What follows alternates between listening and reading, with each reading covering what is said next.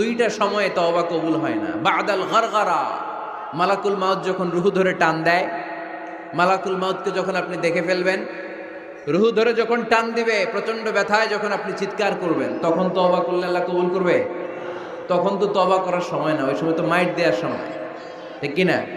তখন চলবে মাইর, তখন চলবে কি? তখন কোনো তওবা নাই। বাদাল গারগারা,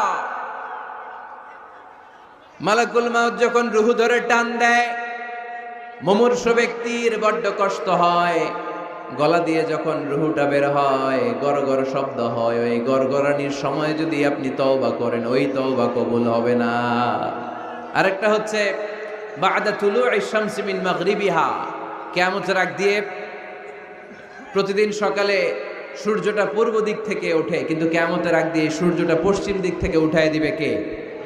সূর্য যেদিন থেকে পশ্চিম দিক থেকে উঠতে শুরু